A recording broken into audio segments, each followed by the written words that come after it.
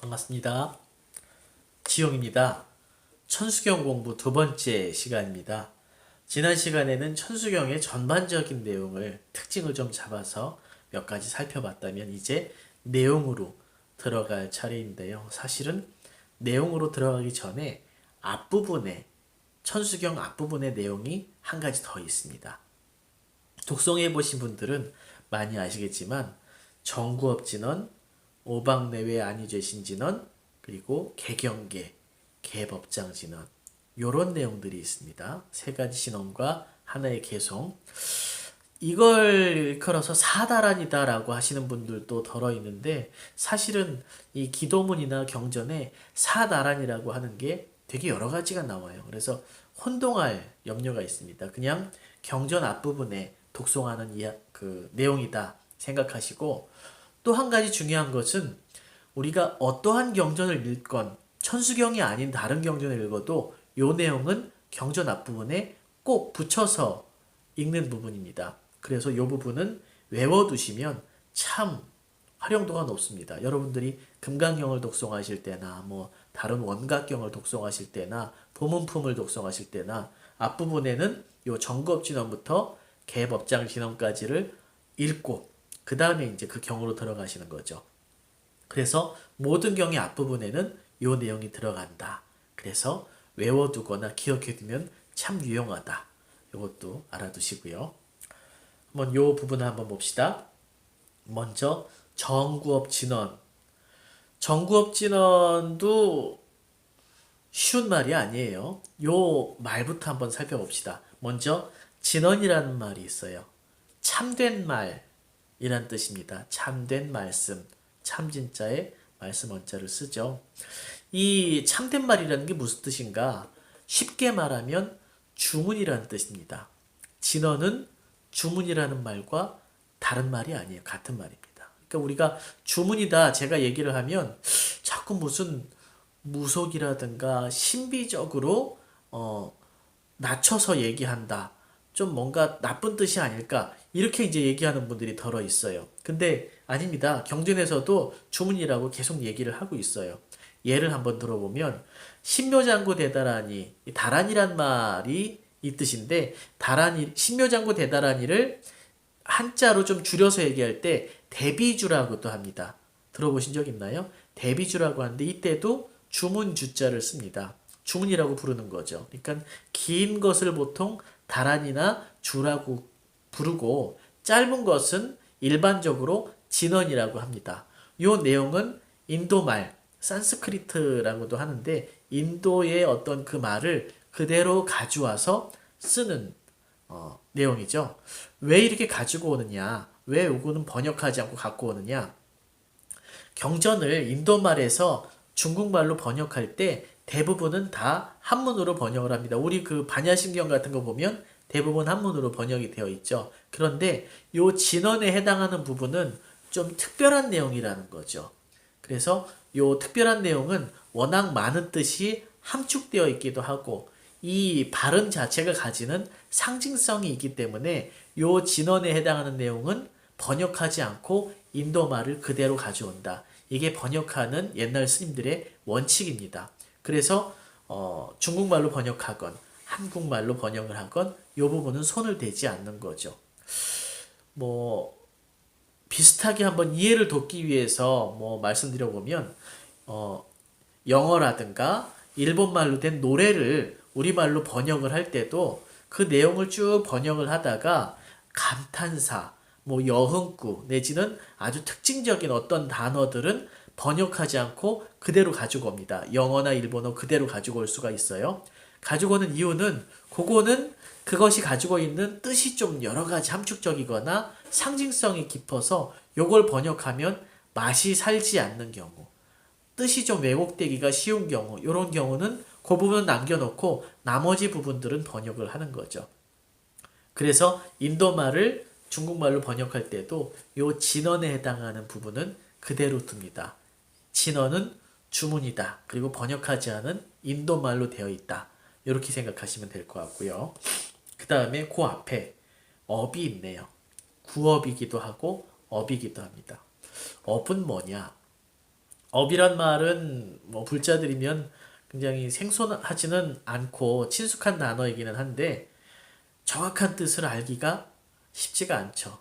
좀 부끄럽긴 하지만 다들 애매하게 알고 있을 수가 있습니다. 정확하게 한번 알아봅시다. 업은 우리가 가만히 있다가 뭔가 행위를 하는 것, 뭔가 나의 뜻을 표출을 하는 것을 업이라고 합니다.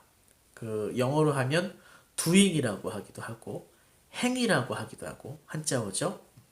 그래서 우리가 가만히 있다가 내가 뭔가 밖으로 표현을 하려고 하거나 표출을 할 때 어떤 방향으로 합니까?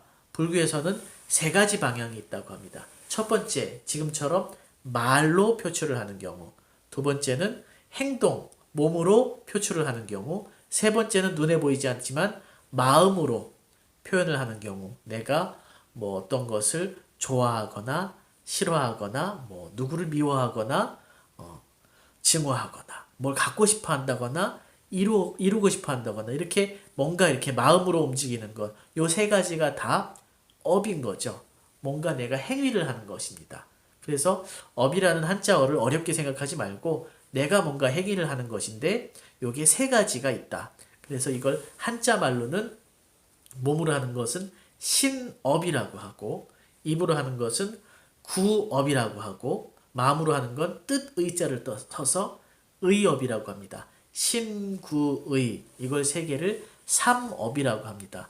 요 세 가지를 잘 써야 말을 잘하고 생각을 잘하고 행동을 잘해야 잘 사는 사람이 되고 복을 받는 사람이 되겠죠. 이게 이제 불교 수행의 목표이기도 하니까 기본입니다. 이걸 업이라고 하는 겁니다. 여기에서는 그 중에서도 입으로 하는 구업에 대해서 이야기를 하는데 구업을 앞에 정자를 씁니다. 깨끗하게 정화시키겠다. 왜 구업을 정화시킵니까?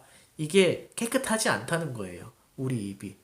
눈에 보이는 입을 깨끗하게 하려면 양치를 하면 됩니다. 깨끗해지겠죠. 근데 눈에 보이지 않는 영적인 어떤 부분이 있다면 영적인 부분은 어떻게 더러워집니까?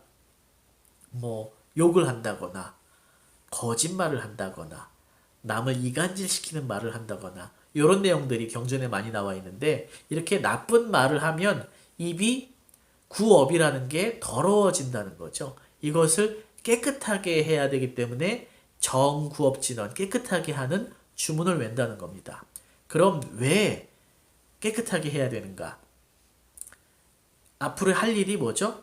요 진원들을 하고 난 다음에 천수경이라고 하는 경전을 외워야 되는데 경전 독송은 요 입으로 합니다.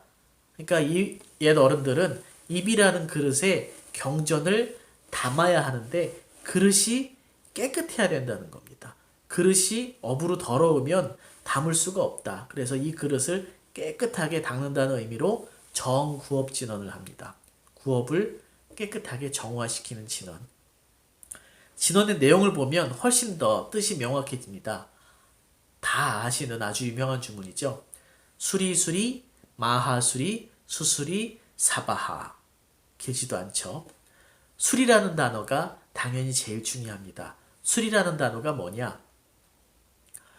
잘 인도말을 쓰지 않아서 우리가 평소에 쓰지 않는 단어이기 때문에 익숙하진 않겠지만 수리라는 단어가 우리가 만날 수 있는 유명한 말이 하나 있습니다. 인도가 이렇게 있고요. 인도가 큰 대륙이죠. 그 인도 밑에 우리나라 제주도처럼 섬이 하나 떠 있습니다. 이 섬 이름 혹시 아십니까? 독립된 나라거든요. 이 나라의 옛날 이름은 랑카라고 하는 섬나라였습니다. 랑카. 인도에서는 굉장히 나쁘게 생각을 했어요. 우리나라가 옛날에 뭐 일본을 외놈이라고 하듯이 여기도 뭐 해적질도 많이 했던 것 같고 그 다음에 전반적으로 미개하고 무식하고 해서 인도 옛날 전설에서는 뭐 악마들이 사는 괴물들이 사는 아주 거친 땅이라고 묘사를 해서 정말 싫어했습니다. 인도 사람들이 아주 천대하고 지옥처럼 여기는 그것이 랑카섬인데 나중에 부처님께서 열반하시고 한 200년쯤 후에 여기에 불교가 부처님 법이 전해집니다. 그리고 이 랑카섬 전체가 불교 국가가 됩니다. 그냥 불교 국가가 된 게 아니라 불교를 통해서 이 사람들이 많이 배우고 아주 깨우쳐서 굉장히 수준 높은 사회를 건설을 해요. 아주 자비롭고 복지가 아주 충만한 그런 나라를 건설을 해서 나중에 인도 본토에서 불교가 많이 없어졌을 때 거꾸로 이 섬나라에서 불교를 역수입해 가지고 오는, 그리고 지금까지도 불교의 아주 중심적인 역할을 하는 그런 나라가 됐습니다. 이 나라 이름이 뭐겠죠? 그렇습니다. 스리랑카입니다. 스리랑카.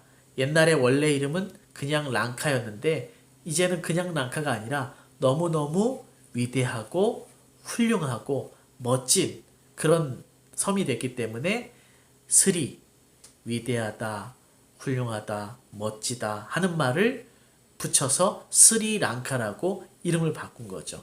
이 앞에 스리를 붙이는 거는 굉장히 훌륭하다 하는 좋은 뜻의 접두사입니다. 그래서 스리라고 하는 말이 뭐라고요? 훌륭하다, 위대하다, 멋지다 이런 뜻이다. 요거를 다른 사람한테 해주는 겁니다. 다른 사람에게 당신 훌륭하십니다. 당신 위대하십니다. 당신 아주 착하고 멋지십니다. 이렇게 칭찬을 해주는 겁니다. 수리, 그 다음에 마하수리, 마하라는 것은 크고 위대하다. 마하반야바라 이렇게 가죠. 그래서 크고 위대하다. 당신 너무나 대단히 훌륭하고 위대하시고 멋지십니다. 이렇게 칭찬을 합니다. 수수리는 당연히 훌륭하고 또 훌륭합니다. 이렇게 이야기를 하는 겁니다. 그러니까 사실 이 내용이 어렵지 않아요. 남에게 크게 칭찬을 많이 하면 구업이 소멸이 된다는 겁니다. 재미있는 말상 아닙니까? 그리고 아주 진실한 말상인 것 같아요. 남을 칭찬하고 남을 아주 이렇게 공경하고 이렇게 좋은 점을 각자 이렇게 찬탄하고 이런 것들이 계속되면 내가 과거에 지었던 구업이 점점 소멸이 된다. 마지막에 사바라고 하는 것은 스와라고 해서 인도 말로는 성취되어라, 이루어져라 하는 말로 주문 뒤에다가 그냥 일반적으로 붙입니다. 이 모든 것이 다 성취되소서, 이루어지소서 하는 말로 스와, 사바를 붙입니다. 그러니까 정구업진어는 남을 열심히 찬탄해서 내 구업을 다 소멸시키고 내 구업을 정화시킴으로 해서 내가 경전을 읽을 준비를 하게 만드는 그런 내용이 정구업진언 안에 담겨져 있습니다. 다음 시간에 계속해서 말씀드리겠습니다.